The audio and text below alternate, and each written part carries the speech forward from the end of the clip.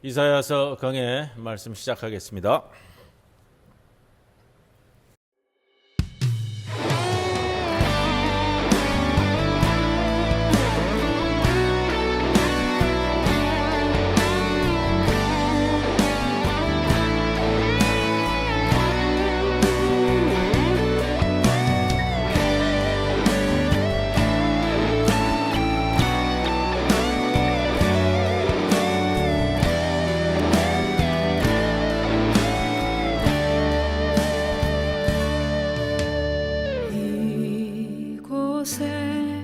생명샘 솟아나 눈물 골짝 지나갈 때에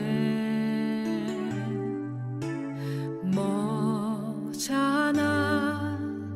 열매 맺히고 웃음소리 넘쳐나리라. 이곳에 생명샘 솟아나 눈물 골짝 지나갈 때에 머잖아 열매 맺히고 웃음소리 넘쳐나리라.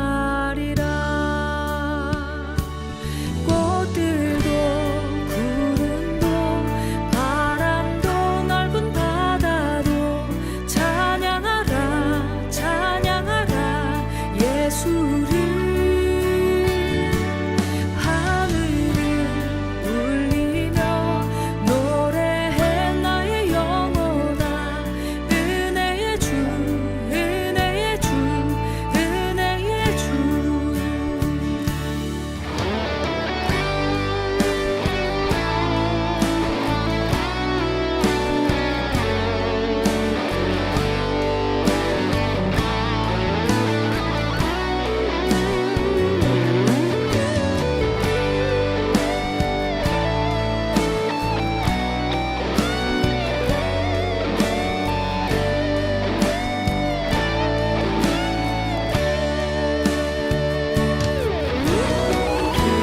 그날에 하늘이 열리고 모든 이가 보게 되리라.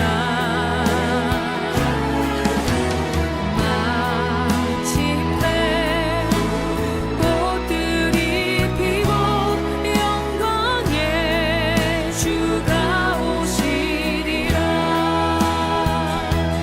꽃들도 구름도 바람도 넓은 바다도 찬양하라 찬양하라 예수를. 하늘을 울리며 노래해 나의 영혼아 은혜의 주 은혜의 주 은혜의 주. 꽃들도 구름도 바람도 넓은 바다도 찬양하라 찬양하라 예수를.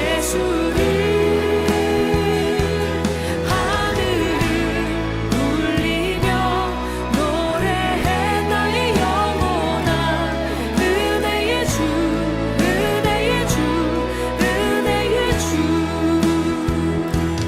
꽃들도 구름도 바람도 넓은 바다도 찬양하라 찬양하라 예수를.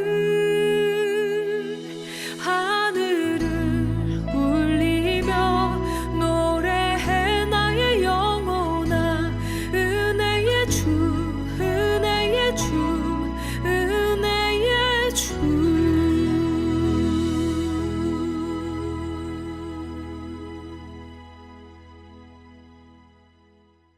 기도드립니다. 주님, 우리의 입술과 마음을 새롭게 하여 주옵소서. 주님이 은혜를 소나기처럼 부어주셔도 불평이라는 깨진 그릇을 들고 있어 아무것도 담지 못함을 회개합니다. 우리의 완악함을 용서하여 주옵소서. 우리 삶에는 늘 모자라며 미진한 빈자리가 있습니다.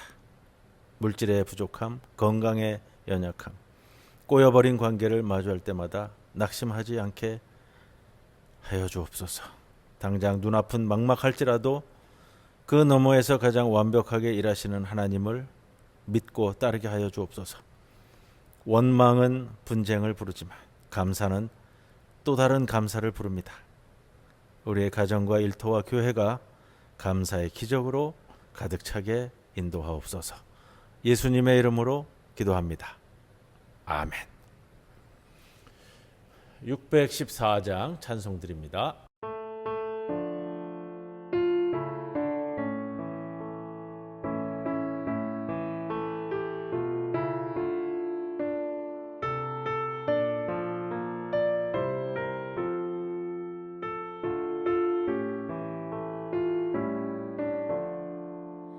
얼마나 아프셨나 못 박힌 그 손과 발 죄 없이 십자가에 달리신 주 예수님 하늘도 산과 들도 조목들도 다 울고 해조차 빛을 잃고 캄캄하게 되었네.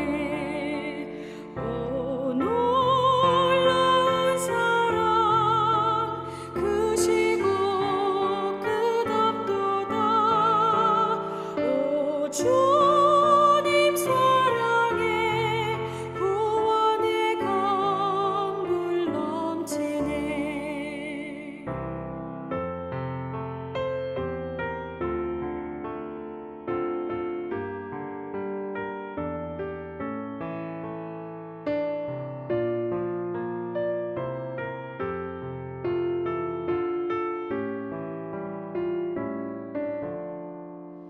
나의 죄 너의 죄와 우리의 모든 죄를 모두 다 사하시며 십자가 달리신 주 얼굴과 손과 발에 흐르는 그 귀한 피 골고다 언덕 위를 붉게 물들이셨네.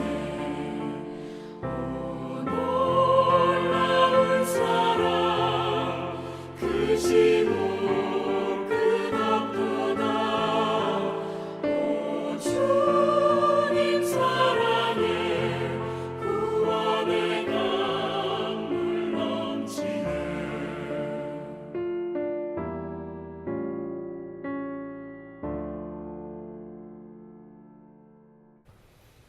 예, 오늘 이사야서 강의 이제 40번째 시간 되고요. 본문은 42장 10절로부터 17절까지 말씀 먼저 봉독하고 함께 상고합니다. 항해하는 자들과 바다 가운데의 만물과 섬들과 거기에 사는 사람들아, 여호와께 새 노래로 노래하며 땅끝에서부터 찬송하라. 광야와 거기에 있는 성읍들과 게달 사람이 사는 마을들은 소리를 높이라. 셀라의 주민들은 노래하며 산 꼭대기에서 즐거이 부르라. 여호와께 영광을 돌리며 섬들 중에서 그의 찬송을 전할지어다. 여호와께서 용사같이 나가시며 전사같이 분발하여 외쳐 크게 부르시며 그 대적을 크게 치시리로다. 내가 오랫동안 조용하며 잠잠하고 참았으나 내가 해산하는 여인같이 부르짖으리니 숨이 차서 심히 헐떡일 것이라. 내가 산들과 언덕들을 황폐하게 하며 그 모든 초목들을 마르게 하며 강들이 섬이 되게 하며 못들을 마르게 할 것이며 내가 맹인들을 그들이 알지 못하는 길로 이끌며 그들이 알지 못하는 지름길로 인도하며 암흑이 그 앞에서 광명이 되게 하며 구분대를 곱게 할 것이라. 내가 이 일을 행하여 그들을 버리지 아니하리니 조각한 우상을 의지하며 부어 만든 우상을 향하여 너희는 우리의 신이라 하는 자는 물리침을 받아 크게 수치를 당하리라. 이사야서 이제 40번째 시간까지 다다랐고요. 자, 오늘은 지난주에 이어지는 야훼의 종에 이어지는데요. 이 야훼의 종이 열방을 향해 펼친 정의의 확장 사역의 결과를 말하는 내용으로 짜여져 있습니다. 듣는 이들은 누구냐? 1절에 시작하는 것처럼 항해하는 자들, 바다의 만물들, 섬들과 그 주민들. 10절의 야훼의 종, 오늘 말씀을 전하는 예언자는 이들로 하여금 야훼께 새 노래를 불러 찬양하도록 초청합니다. 광야와 그 성읍들, 게달 사람들의 마을, 셀라의 주민들 이렇게 표현되는데, 게달 사람들의 마을 하면, 게달은 누구냐 하면요, 이 검다라는 뜻인데, 창세기 25장 13절에 보면은 이스마엘의 둘째 아들로 이름이 나와요. 근데 이게 검다라는 뜻이 왜 검다냐면 이 아라비안 유목민들이에요. 아라비안 사막에서 유목민으로 사는 이들이 그 천막이 이제 가죽으로 만드는데 그게 아마 시간이 지나면 검게 변하나 봐요. 그래서 검은 천막을 치고 사는 사람들 뭐 이렇게 불렸던 것 같습니다. 그래서 아라비아 사막의 유목민으로 사는 사람들 이런 뜻이고요. 셀라의 주민들, 셀라는 이 바위라는 뜻입니다. 그래서 이 누구를 얘기하느냐? 에돔 족속 사람들을 이야기합니다. 근데 이게 게달 사람 또 이 셀라의 사람 이게 무슨 뜻이냐면 이게 변방인이라는 뜻이에요. 중심부에 있는 사람 말고 변방에 나가서 사는 사람들 이런 뜻이 됩니다. 근데 이런 야훼를 찬양하는 자의 이들도 동참하도록 만드는 거, 이게 이제 야훼의 종의 역할이고요. 그들 모두가 여호와께 영광을 돌리라는 초청을 받고 있는 장면이 오늘 10절, 11절 이렇게 됩니다. 외진 변방에 사는 자들도 야훼의 종이 전한 메시지에 응답할 것이다 이런 뜻이고요. 야훼의 종이 전하는 메시지는 이제 이스라엘의 경계를 넘어 멀리 있는 사람들, 그 다음에 변방에 거주하는 이들에게까지 영향을 미친다. 이게 야훼의 종이다. 지난 시간에 나눈 42장 1절 2절에 야훼의 종에 대한 생각을 더 좀 끄집어내야 됩니다.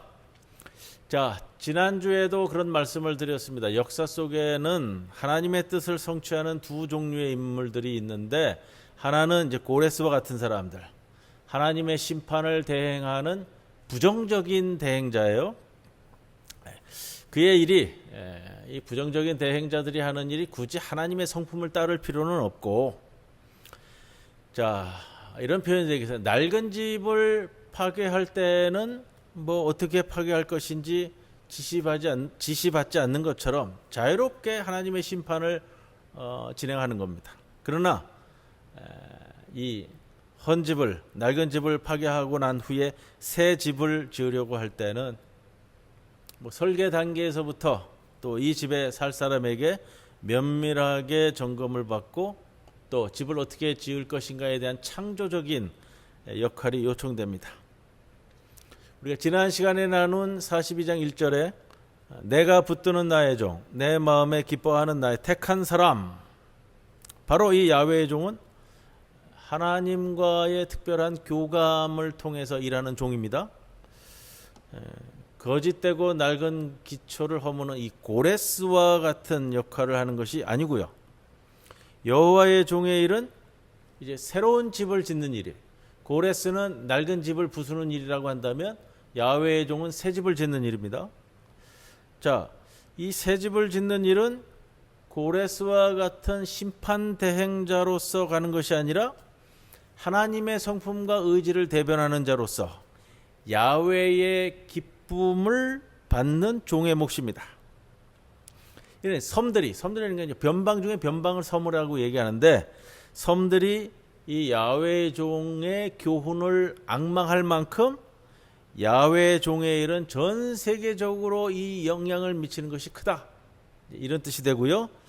자, 고레스는 섬들, 그러니까 변방까지도 억압하고 짓밟고 유린하는 왕이었습니다. 그러나 하나님께서 오랫동안 준비하고 길러왔던 나의 종 내 마음에 기뻐하는 종은 연약한 각 갈대를 꺾지 아니하시고 꺼져가는 심지도 꺼지지 않게 만드는, 그렇게 다시 세우는 종, 다시 회복시키는 종이기 때문에, 다 같은 정복이라는 표현을 이야기한다고 하더라도 고레스는 파괴자로서의 정복자라고 한다면 야훼의 종은 온유와 사랑의 정복자다, 이렇게 되고요. 그 결과 세계의 모든 변방 주민들에까지도 야훼의 통치를 즐겁게 환호하며 영접한다. 이게 12절까지의 말씀입니다. 13절 조금 내용이, 분위기가 바뀌어요. 전사와 같은 야훼의 면모가 드러내 분발하여 외쳐 크게 부르시며 대적을 크게 치신다. 12절까지는 하나님이 역사의 전면에서 그렇게 나타내 활동하시는 모습이 아닙니다. 광야의 백성들, 게달 장막에 거하는 자들, 섬과 해변 거민들, 셀라에 거주하는 자들, 이들은 역사 속에 등장한 이 파괴적 세력들 때문에 피난가 있고 숨은 사람들, 산꼭대기 바위 사이 은신처 같은 거주지에 살면서 이 세력자들이 전행하는 역사의 격변이 그저 잠잠해지기를 기다리고 사는 사람들, 이런 시기에 사는 사람들은, 이 격변의 시기에 사는 사람들은 하나님의 전능하심을 좀 의심하기 쉽고, 거기에 따라서 이제 우상숭배나 허무주의에 빠지기 쉬운데, 그러나 이 시기의 사람들은, 인간들은 하나님만을 믿고 하나님 나라만을 열망하도록 촉구받습니다. 이에 반해서 이제 13절에서 17절 말씀은 하나님께서 당신의 살아계심과 전능하심을 역동적으로 표출하시는 모습을 보여줍니다. 12절까지는 하나님의 임재하심이 꼭 숨어 있는 것처럼 보시기에 그저 숨어서 이 시기가 지나가기만을 기다리고, 하나님도 반응하지 않는 것처럼 보이고, 그렇기 때문에 우상숭배나 허무주의에 빠지기 쉽다. 이게 이제 뒤에 나오게 되지만, 바벨론 포로기 70년 하나님이 보이시지 않기 때문에 그저 이 시기가 지나기만을 바라면서 그냥 숨어 있는 것처럼, 하나님도 숨어 있는 하나님으로 표시가 되고요. 또 이 시기에 사는 사람들도 하나님의 움직임이 안 보이기 때문에 그저 우상숭배에 빠질 수밖에 없고, 아니면 허무주의에 빠질 수밖에 없는 것, 이거를 이제 나타내는 표현이거든요. 그러나 13절로부터는 역동적으로 하나님의 활동이 바뀌어요. 하나님은 거룩한 폭력을 구사하고 여러 가지 굽은 것들, 불의, 불법, 인간의 우상숭배 깨뜨리신다. 14절에 그래서 하나님은 해산하는 임산부처럼 거친 숨을 몰아쉬며 새로운 역사를 창조하신다. 이제 때가 된 거예요. 혁명적인 방법으로. 자, 이때 사람들은 하나님의 전능하심을 경험할 수 있다. 그동안은 임산부 얘기가 왜 나오냐면은 이 아기를 가져서 시기가 돼서 아기가 태어나기 전까지는 그냥 조용히 있는 거예요. 그러나 때가 됐을 때 거친 숨을 몰아쉬면서 이 아기가 태어나는 것을 이제 새로운 역사를 창조하는 것으로 표현하고 있습니다. 자, 그러나 하나님은 하나님의 전능하심에 인간이 과도하게 의존하지 않도록 인간의 주체성과 역사적 책임감도 하나님께서는 지켜보시는 거예요. 그래서 하나님은 인간의 행동 가치를 극대화시키기 위해서 자신의 전능함을 일단 억제시키고, 하나님께서 역사 속에 창궐하는 악의 세력을 즉각 일망타진하지 않고 인간이 그 악과 싸울 수 있는 패기와 담력을 기르도록, 곤경에 처하지만 악과 사투하도록 내버려 두신다. 이때의 하나님의 전능하심이라는 것은 인간의 책임과 주체성을 손상시키지 않는 한도 안에서 조용하게 표출되고 있는 전능하심.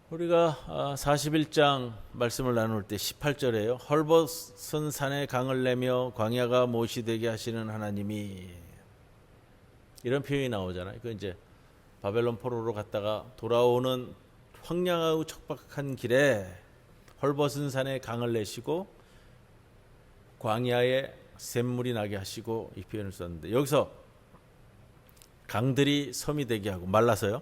그다음에 연못들을 샘들을 마르게 하신다. 큰 산과 작은 산들, 강들은 부요함과 번영의 상징인 것 같아요. 그래서 한때 위세당당한 자들을 굴욕에 처하게 하신다. 하나님 앞에서 한때 부유한 세력들, 하나님을 등지게 하였던 세력들을 가난하게 하신다라는 것이고요. 16절은 이제 맹인이라는 단어를 써서 이제 비유의 말씀을 주시는데, 맹인이라는 단어를 이 성경에서 조금 변화시켜서 사용해야 됩니다만, 오늘 이제 본문에 있는 대로 맹인이라는 표현을 그대로 사용하겠습니다. 맹인들의 앞길을 인도하신 하나님의 사역으로서 16절 이하에 표현됩니다. 하나님께서 이 역동적 활동적인 임재를 드러내시면 아무것도 보지 못하는 맹인들이 오히려 지름길로 따라 움직인다라는 표현인데요. 하나님이 그동안 집에 갇혀 스스로 한 발도 움직일 수 없던 맹인으로 하여금 천하를 이동할 수 있게 만드신다라는 표현이에요. 그래서 16절 하반절에 맹인들이 이렇게 자신들이 알지도 못하는 곳을 다니며, 그것도 지름길을 찾아 움직일 수 있는 이유를 말하는데, 그것은 곧 하나님이 그들 앞에서 암흑이 광명이 되게 하기 때문에, 맹인들 앞에 있는 굽은 길들을 곧게 펴시기 때문에, 굽은 길은 불법을 뜻하는 은유적 표현이고요. 곧게 하시기 때문에 맹인들이 어떤 방식으로든지 이동할 수 있다. 이런 하나님의 특별 대우를 받는 이 맹인들은 누구를 말하느냐? 18절 19절에 얘기할 때 바로 이스라엘 백성들입니다. 그 이스라엘 백성들 중에서도 누구냐? 이제 특별히 출바벨론해서 떠날 사람들, 가나안으로 돌아가는 귀한 여정에 동참하는 이들을 뜻하는 거예요. 그래서 하나님에게는 흑암이나 빛이나 동일하다라는 것이 맹인들로 표현되어지는 이 사람들, 억압을 받고 탄압받고 있는 이들, 갈 길을 몰라 헤매는 이들이 하나님의 은총 가운데 암흑이 빛과 동일하기 때문에 그들이 이제 지름길로 자유롭게 고든 길로 가게 만드신다. 그러나 우상 숭배자들에게는 큰 수치가 임할 겁니다. 그래서 우상 숭배 계속 반복되는 거는 출바벨론에서 귀환해야 되는데 가지 않고 뭉개고 있는 사람들, 이들을 이제 우상 숭배자들이라고 얘기했습니다. 계속되는 그 표현이에요. 50장까지 반복이 될 건데, 자, 이러한 때에 우상 숭배자들은 오히려 하나님을 붙잡고 하나님께 매달려야 되는데 오히려 더 우상에 더욱 매달리게 된다. 왜 그러느냐? 안 보이기 때문에, 더 안 보이기 때문에. 모세가 40일 동안 시내산 봉우리 구름 아래 속으로 잠적했을 때 산 아래 이스라엘 백성들이 방황하기 시작했습니다. 금송아지 우상을 만들고 야훼 하나님이라고 경배하는 우상 숭배에 빠졌었다. 강력한 영도자 여호수아가 죽자 사사 시대가 우상 숭배가 시작되었습니다. 12지파를 통일하던 여호수아가 죽자 그가 생존했을 때는 일치단결한 이스라엘 백성이 분열을 거듭하며 지리멸렬에 빠졌습니다. 하나님의 역동적인 임재가 내 영혼을 지배할 때는 우상 숭배에 대한 유혹이 전혀 발생하지 않습니다. 그런데 하나님의 말씀을 통해 내 영혼이 하나님을 통한 두려움으로 적절하게 채워지지 않을 때에는 금송아지 우상 숭배 유혹에 빠지고 만다. 그렇게 우상 숭배자들, 출바벨론 안 하려고 하는 너희들은 결국 수치에 빠지고 만다. 이것을 기억하라 라는 말씀입니다. 오늘 말씀 여기까지 나눕니다. 615장 찬송 함께 부르겠습니다.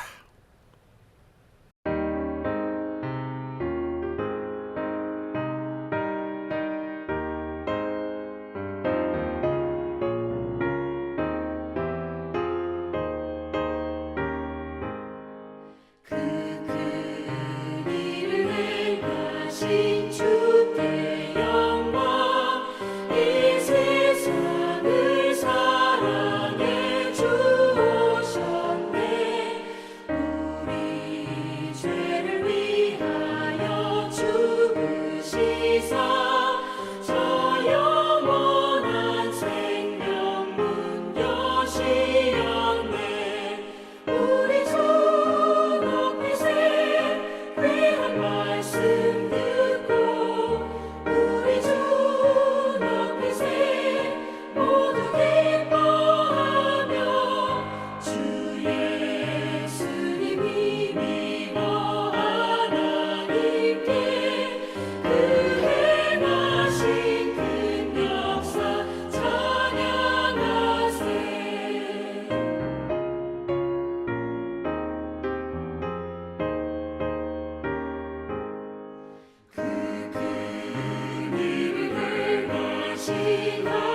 하나님께 주 예수님이 나여 기뻐하네 주 예수님 우리가 만날 때에 그 기쁨을 어디에 비하리요 우리 주 높이세 귀한 말씀 듣고 우리 주 높이세 모두 기뻐하며 주 예수님이 믿어 하나님께 그 행하신 큰 역사 찬양하세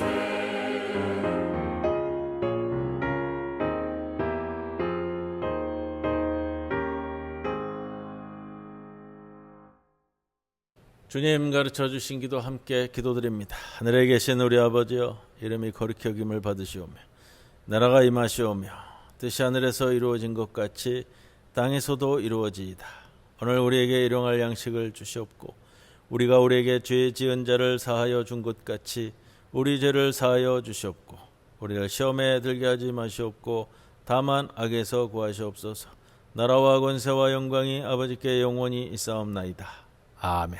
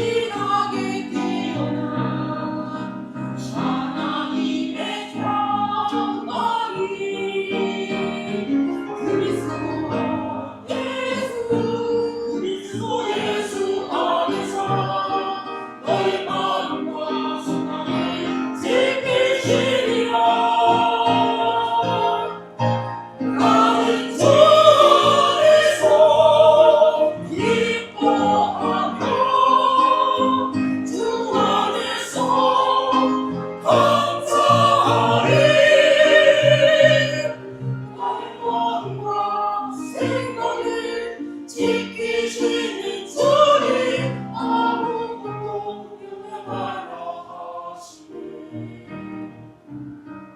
아무것도 염려하라 하시네